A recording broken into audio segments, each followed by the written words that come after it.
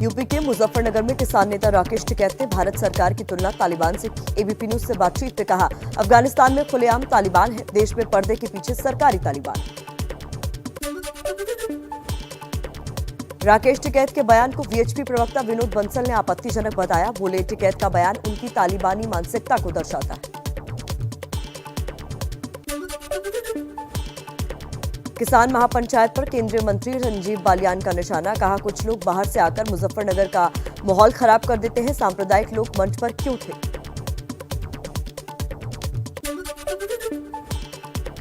मुजफ्फरनगर के बढ़ाना में के बीजेपी विधायक उमेश मलिक का बयान। बोले, दुख की बात है कि 2013 के दंगों के बाद जिन लोगों का समाज से बहिष्कार हो गया था, वो पंचायत के मंच पर दिखे। आरोपों पर भारतीय किसान मजदूर संगठन के अध्यक्ष गुलाम मोहम्मद जौला का पलटवार। बोले, 2013 में बालियान और उमेश मलिक ने पैसे देकर दंगा कराया था। बालियान के गांव में बेकसूर लोगों की हत्या की गई। किसानों के मंच से राकेश टिकैत के सियासी बोल। कहा, मोदी, शाह और योगी बाहरी हैं, इन्हें यूपी से खदेड़ना होगा। राकेश टिकैत के बयान पर बीजेपी का पलटवार। कहा, मियां खलीफा, ग्रेटा थनबर्ग और रिहाना से समर्थन जुटाने वाले टिकैत मोदी, शाह और योगी को बाहरी बता रहे हैं। ये मानसिक दिवालियापन है। राकेश टिकैत के बयान पर बीजेपी किसान मोर्चा के राष्ट्रीय अध्यक्ष राजकुमार चाहर ने हमला बोला। कहा, पीएम मोदी और सीएम योगी भारत माता के सपूत हैं, उन्हें बाहरी बताना निंदनीय है। किसानों की महापंचायत पर बोले केंद्रीय मंत्री अनुराग ठाकुर, सरकार ने एक नहीं बल्कि 11 चरण में वरिष्ठ मंत्रियों के साथ बैठक करवाई।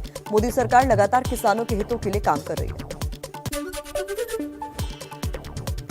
किसानों की महापंचायत पर बीजेपी सांसद वरुण गांधी का ट्वीट। लिखा, मुजफ्फरनगर में लाखों किसान जमा हुए हैं, वो हमारे अपने हैं, उनसे दोबारा सम्मानजनक तरीके से बातचीत शुरू करने की जरूरत।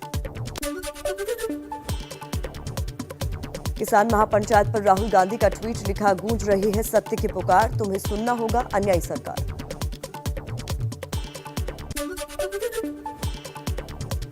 किसान आंदोलन को लेकर कांग्रेस महासचिव प्रियंका गांधी का केंद्र सरकार पर निशाना। बोली, किसान देश की आवाज, किसानों की हुंकार के आगे सत्ता का अहंकार नहीं चलता। यूपी में बीजेपी ने प्रबुद्ध सम्मेलन की शुरुआत की। वाराणसी में सीएम योगी आदित्यनाथ, अयोध्या में स्वतंत्र देव सिंह और कानपुर में डिप्टी सीएम केशव प्रसाद मौर्य ने जनसभा को संबोधित किया। वाराणसी में प्रबुद्ध सम्मेलन के दौरान सीएम योगी का अखिलेश सरकार पर इशारों में निशाना। कहा, यूपी में पहले उपद्रवी त्योहार में उपद्रव करते थे, अब सभी लोग शांति से त्योहार मनाते हैं।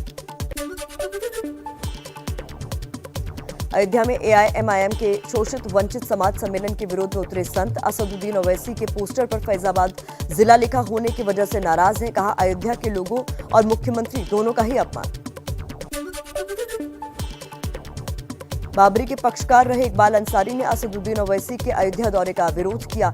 देश के मुसलमानों से ओवैसी के भड़कावे में न आने की अपील।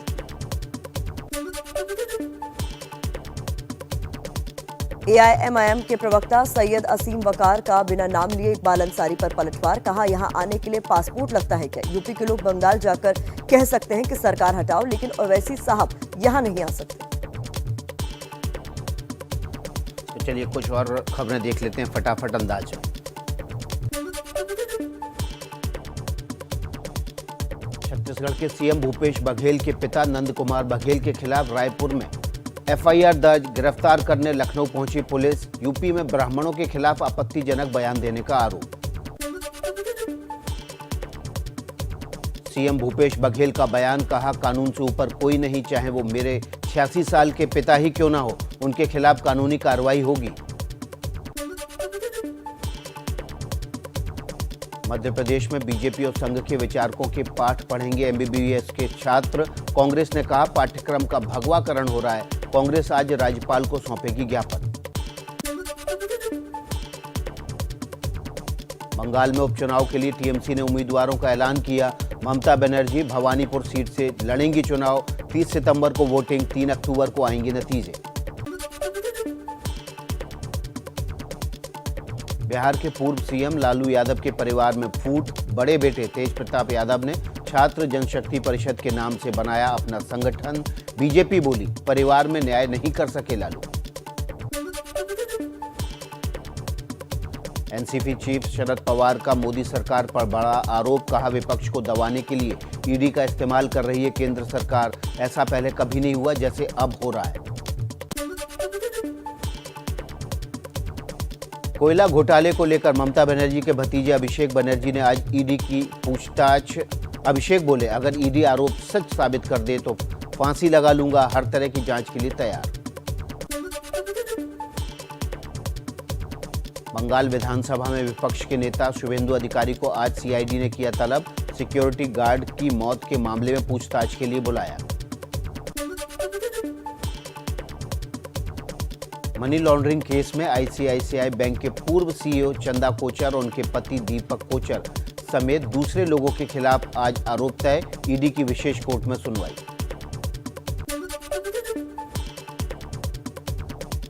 सर्वे में प्रधानमंत्री मोदी दुनिया के सबसे लोकप्रिय नेता, बीजेपी अध्यक्ष जेपी नड्डा ने कहा पूरे देश के लिए गर्व की बात। गृह मंत्री अमित शाह का ट्वीट, मोदी जी के नेतृत्व पर हर भारतीय के विश्वास की निशानी।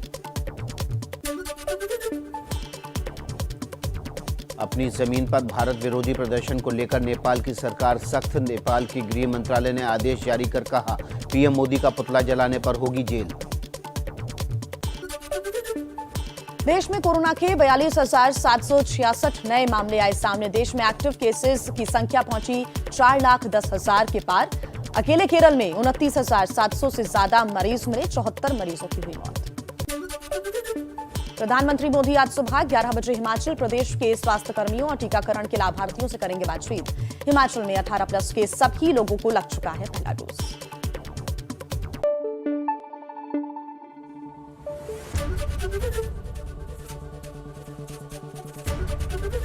एबीपी न्यूज आपको रखे आगे।